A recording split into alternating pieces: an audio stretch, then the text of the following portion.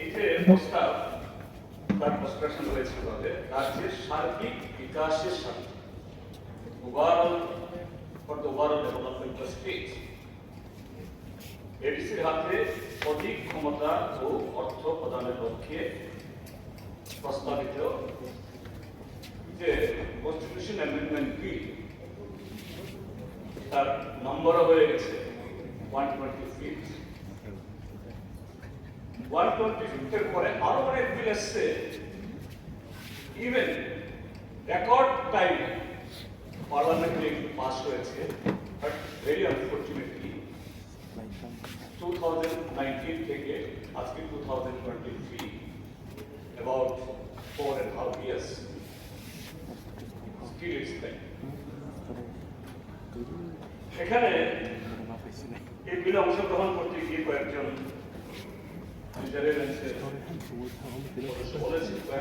বলেছেন আশা করেছিলাম young man educated man bright আলোচনাও সেরকম ভাবে হবে আমি ডেফিনেটলি যে এই রাজ্যের সার্বিক উন্নয়নের জন্য তাদেরও মানে চেষ্টা আছে সবারই আছে এটা আশা করেছিলাম ওরা কথা শুনবো তুমি দেখলাম যে শুরুতে এই বিল সম্পর্কে ধারণাটাই সম্পূর্ণভাবে তার ধারে কাছে প্রথমত বিলটা পার্লামেন্টে কিভাবে আসলো স্যার আপনি জানেন ইন 1950 যখন আমাদের সংবিধান প্রণেতারা আমাদের সংবিধান রচনা করে তখন এই উত্তর পূর্বাঞ্চলের সবচেয়ে বড় রাজ্য আসাম আসাম তখনও মেঘালয়া মিজোরাম এ রাজ্যগুলোর সৃষ্টি হয়নি কিন্তু আসামে অসংখ্য নানা ভাষা গোষ্ঠী জনগোষ্ঠীর লোক আছেন socially culturally economically they are underdeveloped, underprivileged. ওই সময়তে সংবিধান প্রণেতারা ভেবেছিলেন যে না if this section of people their protection under the law by the force of the constitution cannot be protected once upon a time সময় আসবে কেননা দেশ ভাগ হওয়ার ফলে ইনফিল্ট্রেশন হচ্ছে জনসংখ্যা বাড়বে তো স্বাভাবিক যারা পশ্চাৎপদ অংশের মানুষ indigenous people socially culturally economically যারা ব্যাকওয়ার্ড তাদের জমি হারাবে ভাষা হারাবে ইন্ডিজিনাস পিপল ওয়ার্ল্ড ওয়াইড যেখানেই হোক ল্যান্ড যদি তারা হারায় then their language culture everything will go তখন এই 1950-তে কনস্টিটিউশনের 6th শিডিউল প্রভিশন রাখা হয়েছিল that was only for the Assam এবং সে থেকেই অবিভক্ত আসামে গারো কাউন্সিল হিল কাউন্সিল ডাবল hill council joint hill council Khasi hill council Mizoram party তখন মিজোরাম হয়নি সেখানে চাকমা মার আরো একটা তিনটা আসামের মধ্যে তখনও বড়টা হয়নি অনেক বড় হয়েছে বড় আফটার 80s এনসিএ এবং কার্বি আংলতে হয়েছে 8টা এভাবে সেই 60-এর দশক থেকে কাজ শুরু হয়েছে আমাদের ত্রিপুরা রাজ্যের মধ্যেও এখানে জনসংখ্যার যে composition because of the partition because of the infiltration বাড়ল এখানেও দাবি উঠতে থাকলো primarily from the land, তার পরবর্তী সময়তে আরো অন্যান্য দলের তরফ থেকেও ত্রিপুরাজ্যেও ষষ্ঠ তহসিল মোতাবেক জেলা পরিষদ চাই বরফ প্রশাস স্বীকৃতি আরো অন্যান্য দাবি 1978-এ লেফটেন্যান্ট গভর্নমেন্ট আসলো, কেন্দ্রে মোরারজি সরকার, মোরারজি দেশাই বললেন যে না দেখো আমার হাতে 6 শিডিউল করতে গেলে পরে আমার যে ধরনের সাপোর্ট চাই আমাদের যে কম্পোজিশন হবে না, আপাতত 7 শিডিউল ও এবং সেভাবে 7 শিডিউল আসলো 1982 থেকে এই Tripura tribal areas autonomous district council যাত্রা শুরু করলো। It is one of the unique, সারা দেশের মধ্যে আমাদের এই উত্তর পূর্বাঞ্চলের মধ্যে আসামে কার্বি, ডিমাসা, মেঘালয়তে গারো, জয়ন্তিয়া, খাসি, মিজোরামে মার, পাইতে, লাই, but in Tripura tribal areas, autonomous district council, that is all tribal communities, we are together, we are united. কাজ শুরু হয়েছে কিন্তু স্যার যে autonomous district council, with due respect to the constitution frame করেছে, তারা হয়তো ভেবেছিলেন শুধু ল্যান্ড যদি প্রোটেকশন দেওয়া যায় তাহলে সব হয়ে যাবে, but in the course of time, passage of time, even after 73 years, 74 years of the tribal constitution, এবং Tripura tribal area autonomous district council এটা 41st ইয়ার 1 বছরে পা দিয়েছে। ইয়েস, যেভাবে এই এডিসি হওয়ার ল্যান্ড, ট্রাইবালদের ল্যান্ড, আমাদের এই PLR, LR Act থাকা সত্ত্বেও tribal land not transferable even to the government, but it was transferred illegally, it was checked. ADC এলাকাতেও রাস্তা ঘাট, পানীয় জল, বিদ্যুৎ, শিক্ষা কেন্দ্র, কলেজ আসলো, যে সারা ত্রিপুরাজ্যের মধ্যে 100 মাধ্যমিক পাশ করা ছেলে মেয়ে বা 100 গ্রাজুয়েট ছিল না একটা সময়, এই 80 দশকের মধ্যে আজকে হাজারে হাজারে পোস্ট গ্রাজুয়েট, একটু আগে বিরোধীরা বলছিলেন, there are plenty of the PhD, postgraduate, honors, technical education দিক থেকেও কোয়ালিফাইড ছেলেমেয়েরা ত্রিপুরাতে বাইরে গিয়ে, বেঙ্গালুরু, হায়দ্রাবাদে গিয়ে কোন রেস্টুরেন্টে, কোনো হোটেলে সেখানে কাজ করতে হচ্ছে। They are not getting job, no opportunity here. ADC এলাকার মধ্যে এই যে ল্যান্ড ট্রান্সফার, এগুলো চেক হলো, শিক্ষার সুযোগ হলো,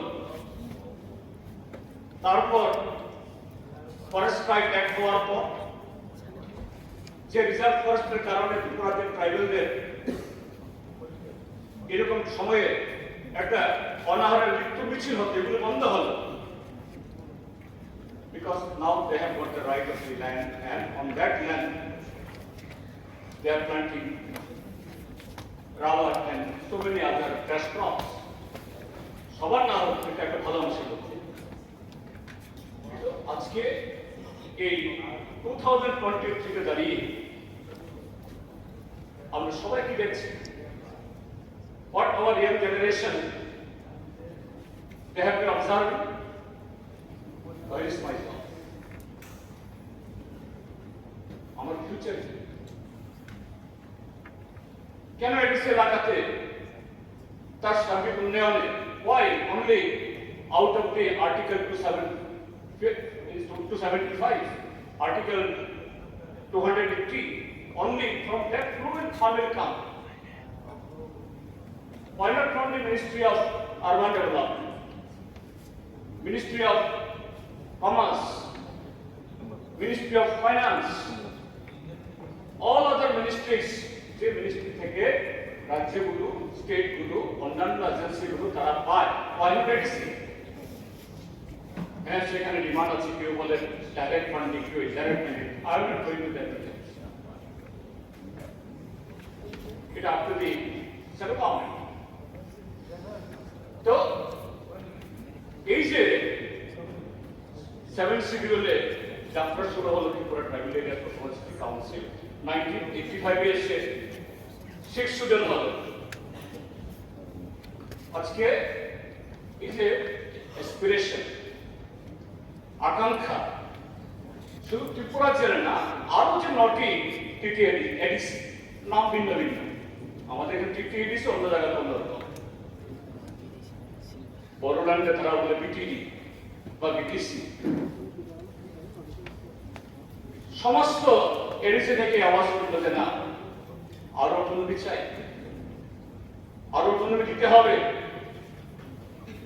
এবং এটা খুবই আনন্দেরও আবার দুঃখেরও, যখন নির্বাচন আসে কোন পলিটিক্যাল পার্টি এই যে অটোনমির কথা কেউ কম বলে, বরঞ্চ কেউ কেউ বাড়িয়ে বলে, কেউ কেউ বাড়িয়ে বলে। ইয়েস, আমরা তো বলি স্যার,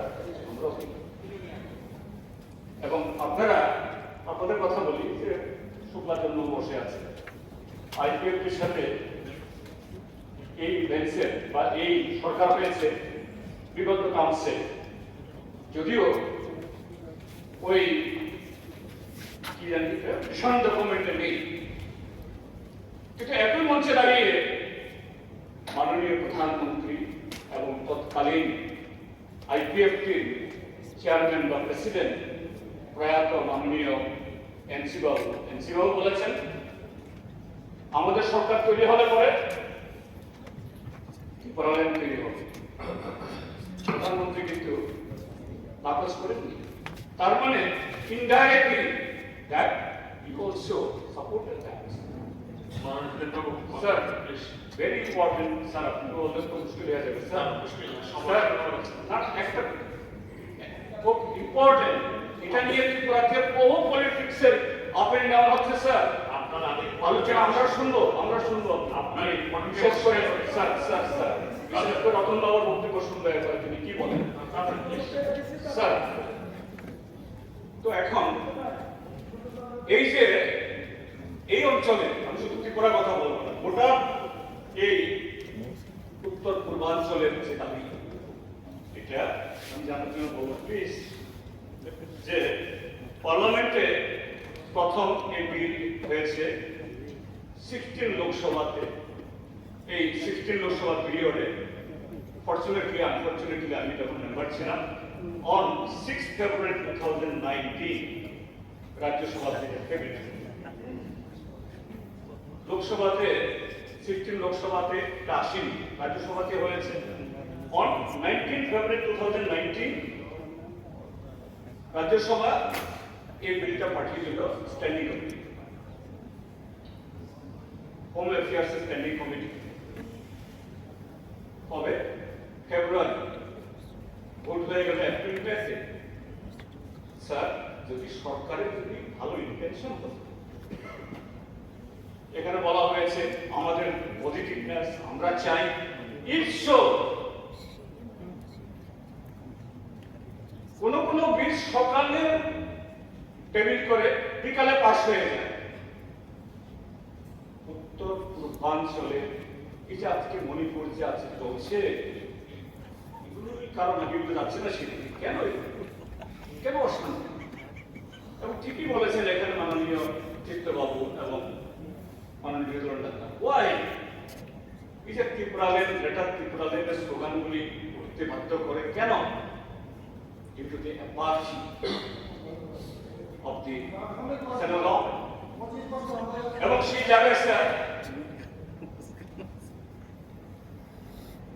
কত লোক 19 লোকসভা নির্বাচনের আগে আসলো, স্ট্যান্ডিং কমিটি পাঠানো হলো, তারপর 19-এ আবার আসলো। হ্যাঁ, ভালো, আমি এনেছি এনএসপিতে বর্তমান কেন্দ্রীয় সরকার এনেছে, আমি তো অন্য কেউ এনেছে বলিনি, এনেছে এবং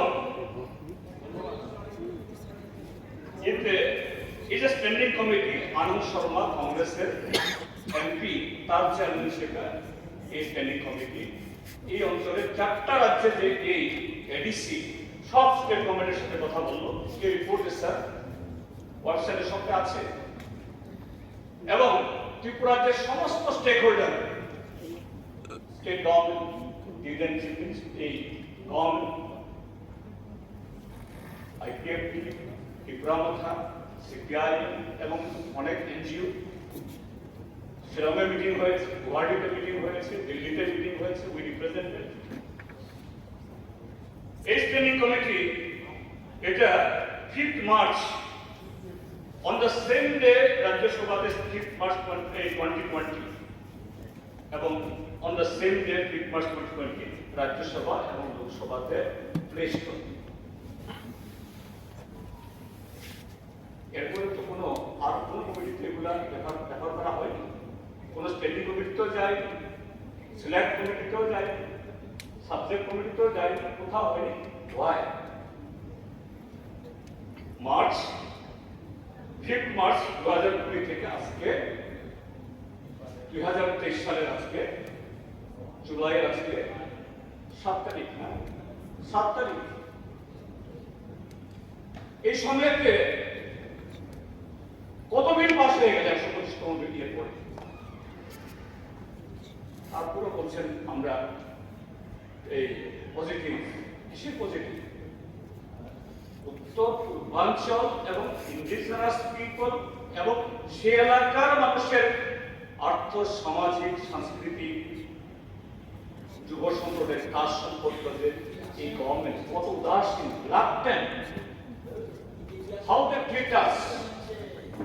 This is the glaring example of that.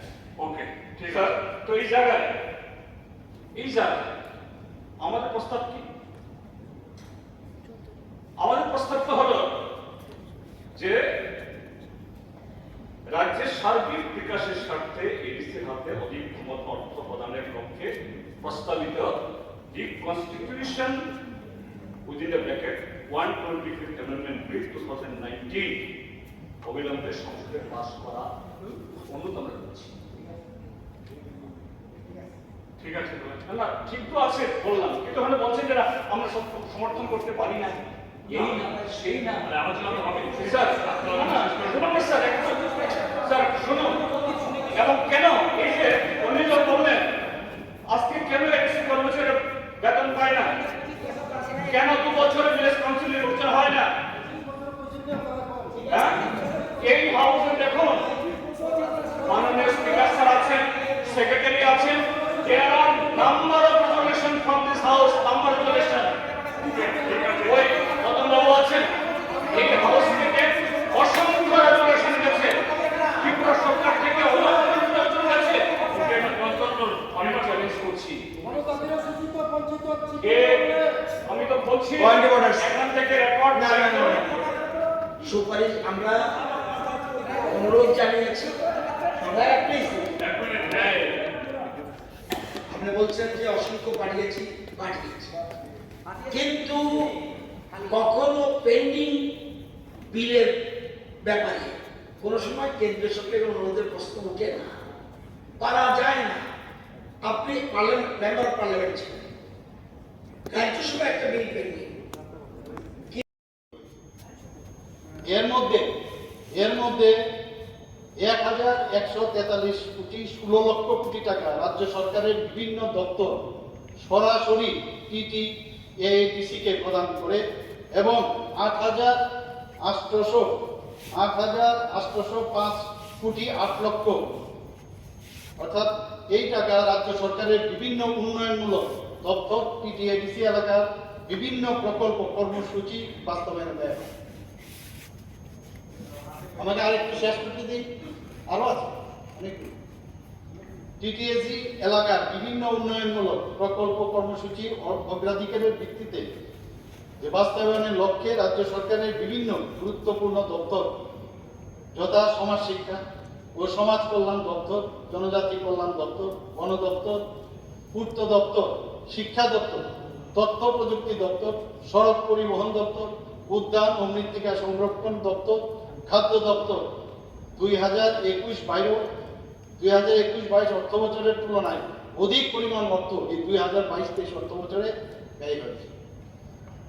2018-19 ও 2021-22 অর্থ বছর কেন্দ্রীয় পরিকল্পনার বিষয়ে বিশেষ সহায়তা special assistant to central plan এর অধীনে টিটিএডিসি কে বিভিন্ন উন্নয়নমূলক কার্যকলাপের জন্য মোট 114.40 কোটি টাকা প্রদান করা হয়েছে, যার নিম্নে আমি উল্লেখ করছি 597টি রাস্তার মেরামত, 120টি মার্কেট শেড নির্মাণ, 59টি শ্মশানঘাট নির্মাণ, 20টি টয়লেট ব্লক নির্মাণ, 135টি যাত্রী শেড নির্মাণ, 291টি স্কুল কমিউনিটি হলের মেরামত, 75টি অফিস বিল্ডিং এর মেরামত নির্মাণ, 59টি হোস্টেলের মেরামত, বেলবাড়ি ফার্মের আপগ্রেডেশন, পানীয় জল সরবরাহ, কাউন্সিল ভবন মেরামত ইত্যাদি।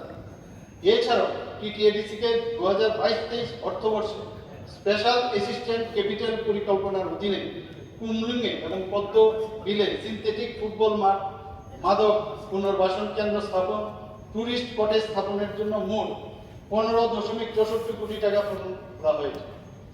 টিটিএডিসির সার্বিক উন্নয়নের জন্য 2023-24 অর্থবর্ষে বিভিন্ন প্রজেক্টের অর্থের সংস্থানের জন্য বিভিন্ন প্রকল্প রাজ্য সরকারের পরিকল্পনার দপ্তরে পাঠানো হয়েছে।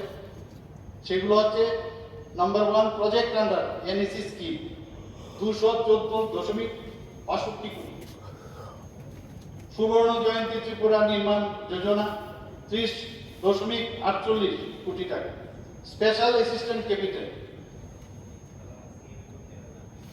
17 কোটি টাকা, আর নেসিসে 102.29 অর্থাৎ টোটাল 364.29 কোটি টাকা। আমি একটু বললাম এই কারণে, কারণ প্রায়শই এই কথাটা গত বিধানসভাতেও আপনি বলেছিলেন, তো আপনি আমি বলেছিলাম যে মাত্র 600 কোটি টাকা আপনি বলেন আপনাদের দেওয়া হয়, কিন্তু আপনাকে সেদিন আমি বলেছি দুটো অর্থ বছর আমি দিয়েছিলাম যে 5,000 কোটি টাকা আমাদের যে 49টা ডিপার্টমেন্ট আছে তার মাধ্যমে এডিসি এলাকায় তার মাননীয় স্পিকার স্যার, যদি আপনি অনুমতি দেন, আই জাস্ট স্পিক ফর 1 মিনিট। মাননীয় মুখ্যমন্ত্রী 2/3 জায়গাটাকে নিয়ে অটোনোমাস ডিস্ট্রিক্ট কাউন্সিল, তার আলাদা একটা অ্যাডমিনিস্ট্রেশন, যে ব্যাপারগুলো আমি বলেছি 619 crores was given, এটা ডাইরেক্ট টিটিএডিসি কে দেওয়া হয়েছে to work within their administration. মাননীয় মুখ্যমন্ত্রী যেটা বলছে যে রাজ্য সরকার গিয়ে সেই কাজগুলো যে করেছে এটার হিসাব সহ টিটিএডিসি সহ মিলিয়ে উনি বলছেন। মাই পয়েন্ট ইজ এডিসি কেন করা হলো? Why should we forget that?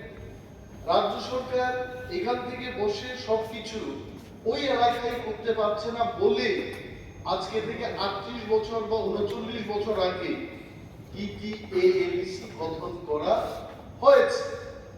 Now our point, এই যে আজকে সশক্তিকরণের জন্য যে প্রস্তাবটা ওনারা এনেছে, it is not that state government will go and work, the local administration সেখানে কাজ করবে, তাকে টাকা দেওয়ার ব্যাপারে বলেছে। এবং মাননীয় মুখ্যমন্ত্রী যে উন্নয়নের ফিরিস্তি এখানে বলেছে, if at all this happens, একটা এনকোয়ারি হোক, কি বলে এটাকে, সিএজি, এটা অডিট হোক, সত্যিকারের শ্মশানঘাট যদি তৈরি হয় থাকে, let us go and see. উন্নয়ন হচ্ছে না বলেই তো আমরা বলছি এখানে। তো মাননীয় মুখ্যমন্ত্রী, আমি আপনার কাছে অনুরোধ জানাবো থ্রু অনারেবল স্পিকার, যে যা লিখে দিয়েছে এটির তদন্ত করাতে। It looks good actually. এখানে আমি যখন শুনছি আপনার বক্তব্য, আমি ভাবলাম যে এত বড় কাজ হয়ে গেছে কিন্তু চোখে কেন দেখি না? সে কি হাওয়ায় আসবে? বিধিহীন নাকি? এই যে কাজগুলো হচ্ছে কি বিধিহীন কাজ? শ্মশান হচ্ছে। If okay, if that work happens, আমি অনুরোধ করবো সরকারকে একটা অডিট হোক এই কাজগুলো হয়েছে কি। That's it. যে 128 অ্যামেন্ডমেন্ট বিল আমাদের যেটা এখন রাজ্যসভায় আছে, এই কারণেই হচ্ছে যখন আপনারা খরচ করবেন তখন দেখতে পাবেন, অন্যরা করলে দেখা যায় না। এখানে আমি এই তথ্যগুলো দিচ্ছি, এগুলো এমনি এমনি হয়ে যাবে, হয় না তো? এর জন্য অনেক করি আমি জানি। 2023-24 অর্থবর্ষে জনজাতি এলাকার সার্বিক উন্নয়নের লক্ষ্যে 47 কোটি টাকার বিভিন্ন প্রকল্প ভারত সরকারের জনজাতি কল্যাণ মন্ত্রণালয়ে পাঠানো হয়েছে গ্র্যান্টস আন্ডার আর্টিকেল 275 এর অধীনে অনুমোদনের জন্য। এই সরকার সবসময় চায় জাতি জনজাতি আমরা একসাথে যেন আমরা উন্নয়ন করি, এগুলো দিয়ে কিন্তু প্রমাণ হয় এবং এগুলো আমরা প্রমাণ করেছি কয়েকবার। আর বিষয় তো বললামই না, আমাদের এয়ারপোর্ট থেকে আরম্ভ করে আমাদের এইগুলো তো আমরা বারবার আমাদের ভাষণে বলি, কিন্তু যেহেতু আর্থিক ম্যাটার বিষয়গুলো আপনি বলছেন এবং কি কি আমরা জনজাতি এলাকায় আমরা করছি আমাদের সরকার, সেই বিষয়গুলো আপনার গোচরে আনার জন্য এই কথাগুলো আমি এখানে রাখছি।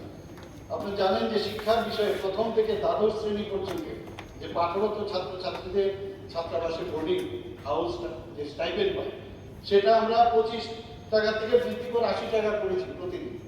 তা তো নিশ্চয়ই আপনি জানেন, সেটা তো দেখা যায় নিশ্চয়ই, এখনো হয়তো শুনেছেন। তার জন্য 27,626 জন জনজাতি ছাত্রছাত্রীকে ছাত্রাবাস বৃত্তি প্রদান করা। বর্তমানে 6ষ্ঠ থেকে 8ম শ্রেণী পর্যন্ত পাঠরত জনজাতি ছাত্রছাত্রীদের মাসিক 40 টাকা করে শিক্ষাবর্ষে সর্বমোট 10 মাসের জন্য প্রাক মাধ্যমিক বৃত্তি প্রি মেট্রিক স্কলারশিপ দেওয়া হয়ে থাকে। গত বছর 1,20,756 জন জনজাতি ছাত্রছাত্রীদের এই বৃত্তি প্রদান করা হয়েছে। প্রাক মাধ্যমিক বৃত্তি প্রি মেট্রিক স্কলারশিপ নবম থেকে দশম আবাসিকদের 5,250 টাকা করে এবং ডে স্কলারদের 2,250 টাকা করে শিক্ষাবর্ষে 10 মাসের জন্য প্রদান করা হয় এবং গত 5 বছরে 49,527 জন ছাত্রছাত্রীদের এই বৃত্তি প্রদান করা হয়েছে। একাদশ শ্রেণী ও তার উচ্চতর শ্রেণীতে পাঠরত জনজাতি ছাত্রছাত্রীদের মাধ্যমিকোত্তর বৃত্তি প্রদান করা হয়ে থাকে এবং গত 5 বছরে 1,08,439 জন ছাত্রছাত্রীদের এই বৃত্তি প্রদান করা হয়েছে। এককালীন আর্থিক সহায়তা ওয়ান টাইম ফাইন্যান্সিয়াল সাপোর্ট প্রকল্পে এককালীন 1 লক্ষ টাকা 2 কিস্তিতে প্রদান করা হয় এবং 321 জন জনজাতি ছাত্রছাত্রীদের এককালীন আর্থিক সহায়তা দেওয়া হয়েছে। বিনামূল্যে পাঠ্য বই সরবরাহ প্রকল্পের মাধ্যমে নবম ও চতুর্থ শ্রেণীতে পাঠরত জনজাতি ছাত্রছাত্রীদেরকে পাঠ্য বইয়ের পরিবর্তে আর্থিক অনুদান দেওয়া হয় এবং গত 5 বছরে 1,23,387 জন জনজাতি ছাত্রীদের পাঠ্য বই ক্রয় করার জন্য মোট 406,32,000 টাকা আর্থিক অনুদান দেওয়া হয়েছে। মেধাবী জনজাতি ছাত্রছাত্রীদের তাদের কৃতিত্বের স্বীকৃতি স্বরূপ এবং উৎসাহ প্রদান করার জন্য মেধা পুরস্কার মেরিট অ্যাওয়ার্ড প্রদান করা এবং গত 5 বছরে 62,320 জন ছাত্রছাত্রীকে এই বৃত্তি প্রদান করা হয়েছে। প্রথম শ্রেণী থেকে দ্বাদশ শ্রেণী পর্যন্ত পাঠরত 42,950 জন জনজাতি ছাত্রছাত্রীকে উপযুক্ত শিক্ষকের মাধ্যমে মৌলিক বিষয়ের উপর বিশেষ কোচিং এর প্রদান করা হয়েছে। Supplementary education for elementary classes set 2022 নামে একটি নতুন প্রকল্প চালু করা হয়েছে। 2022-23 ইংরেজি অর্থবর্ষে 399টি কোচিং সেন্টারের মাধ্যমে 9,564 জন ছাত্রছাত্রীকে কোচিং প্রদান করা হয়েছে। বর্তমানে 404 জন 4টি কোচিং সেন্টার চালু রয়েছে। একলব্য মডেল যে রেসিডেন্সিয়াল স্কুল, যেটা আপনার 2018 সালের পূর্বে রাজ্যের মোট 4টি একলব্য মডেল রেসিডেন্সিয়াল স্কুল ছিল। 2018 সাল থেকে 2023 এর মার্চ পর্যন্ত কেন্দ্রীয় সরকারের রাজ্যে আরো 17টি নতুন এই একলব্য মডেল রেসিডেন্সিয়াল যে স্কুল আছে তার অনুমোদন প্রদান করে। উক্ত 17টি স্কুল তৈরিতে প্রস্তাবিত ব্যয়িত অর্থের পরিমাণ 408 কোটি টাকা ধার্য করা হয়েছে, যাতে মোট 8,160 জন জনজাতি ছাত্রছাত্রী ওখানে সরাসরি সরকারি ব্যবস্থাপনায় সুযোগ পাবেন। ইতিমধ্যে একটি ইএমআরএস নির্মাণ সম্পন্ন হয়েছে এবং তার পঠন পাঠন শুরু হয়ে গেছে। আরও 3টি ইএমআরএস এই নির্মাণ কাজ প্রায় শেষের পথে এবং শীঘ্রই উক্ত স্কুলগুলোতে পঠন পাঠনের কাজ চালু করার লক্ষ্যমাত্রা ধার্য করা হয়েছে।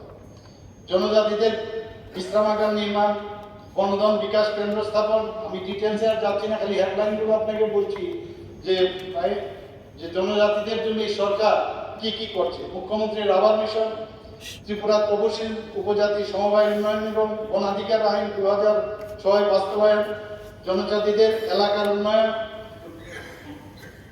তাছাড়া বিগত 3টি অর্থ বছরে 2020-21 থেকে 2022-23 রাজ্যের বিভিন্ন স্থানে 10টি নতুন পিএসসি, 4টি নতুন সিএসসি এবং 2টি সিএসসিতে উন্নয়ন করা হয়েছে। এতে রাজ্যের জাতি ও জনজাতি সকল সম্প্রদায়ের মানুষের স্বাস্থ্য পরিষেবার সুবিধা লাভ করেছে। এই ক্ষেত্রে বিশেষভাবে উল্লেখ্য যে বর্তমানে রাজ্যের বিভিন্ন জনজাতি অধ্যুষিত এলাকায় 8টি সিএসসি, 68টি পিএসসি এবং 488টি এইচএসসি রয়েছে, যাতে রাজ্যের জনজাতি সম্প্রদায়ের মানুষেরা সরাসরি স্বাস্থ্য পরিষেবা পেতে পারে। তাছাড়া পিডব্লিউডি এর অধীনে পিডব্লিউডি পিএমজিএসওয়াই এর অধীনে গত 3টি অর্থবর্ষে জনজাতি এলাকায় মোট 265.094 কিলোমিটার রাস্তা তৈরি করা হয়েছে, যার আনুমানিক ব্যয় 182.68 কোটি অর্থাৎ 162 কোটি টাকা খরচ করা হয়েছে। ত্রিপুরা জনজাতিদের জীবন, সংস্কৃতি ও আর্থসামাজিক উন্নয়ন, সংরক্ষণ ও পুনরুজ্জীবিত করার জন্য লেম্বুছড়াই জনজাতি গবেষণা ও সংস্কৃতি কেন্দ্রের নতুন ভবনের নির্মাণ কাজ চলছে। প্রধানমন্ত্রী আদি আদর্শ গ্রাম যোজনা মধ্যে প্রধানমন্ত্রী আদি আদর্শ গ্রাম যোজনার অধীনে 375টি জনজাতি অধ্যুষিত গ্রামের উন্নয়নের জন্য গ্রাম প্রতি 20.35 লক্ষ টাকা প্রদান করা হবে। এর মধ্যে জনজাতি অধ্যুষিত দলাই জেলার 62টি গ্রামের উন্নয়নের জন্য গ্রাম প্রতি 20.38 লক্ষ টাকা করে মোট 12.63 লক্ষ টাকা দলাই জেলার জেলা শাসক ও সমাহর্তকে প্রদান করা হয়েছে। 2022-23 অর্থবর্ষে ভারত সরকারের জনজাতি কল্যাণ বিষয়ক মন্ত্রক আরও 85টি গ্রামে ভিলেজ ডেভেলপমেন্ট প্ল্যানের অনুমোদন দিয়েছে। তাছাড়া এক্সটার্নাল এইডেড প্রজেক্ট আপনি জানেন যেগুলো আছে। তো আমি এর জন্যই তো আমরা চেষ্টা করছি যাতে এই আপনারা যে বিষয়টা আপনারা এখানে এনেছেন সেটা আমরা যেহেতু চেষ্টা করছি এবং আগামী দিন আপনাদের মাধ্যমে যা যা ক্ষমতায়ন চেয়েছেন, অর্থনৈতিক উন্নয়ন চেয়েছেন, সেগুলো তো হবে। কাজে এখান থেকে আমার মনে হয় না আর নতুন করে আমাদের রেজলিউশন নিয়ে পাঠানোর প্রয়োজন আছে। ধন্যবাদ। এখন আমি মাননীয় সদস্য আরে রাত্রেবেলা 7:15 বাজে না, এখন আমি মাননীয় সদস্য শিশুদের সরকার কর্তৃক উত্থাপিত রেজুলেশনটি ভোটে দিয়েছি।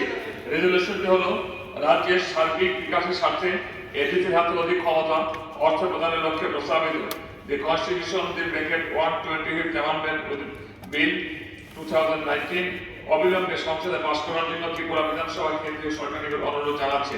যারা এই প্রস্তাবের পক্ষে আছেন তারা না বলবেন, যারা এই প্রস্তাবের বিপক্ষে আছেন তারা না বলবেন। আমি মনে করি যারা হা বলেছেন, যারা না বলেছেন তারাই সংখ্যাগরিষ্ঠ, সভা কর্তৃক বাতিল হল।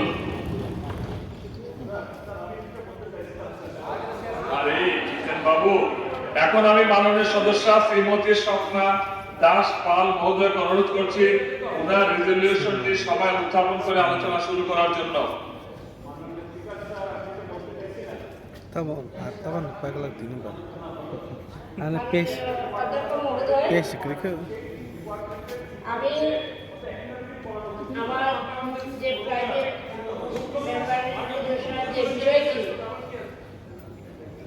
লামডিং থেকে আগরতলা হয়ে সাবরুম পর্যন্ত ডাবল ট্রেন রেলওয়ে লাইন স্থাপনের জন্য ত্রিপুরা বিধানসভা কেন্দ্রীয় সরকারকে অনুরোধ জানাচ্ছে। রাজধানী এক্সপ্রেস বলুন আর ত্রিপুরা শতাব্দী জেনারেল ট্রেন, এই ধরনের ট্রেনগুলি আসা যাওয়ার পথে যেমন সাধারণ জনসাধারণের অসুবিধার সম্মুখীন হয়, সাধারণ যাত্রীদের প্রতিদিন এই ধরনের অসুবিধার সম্মুখীন হতে হয়।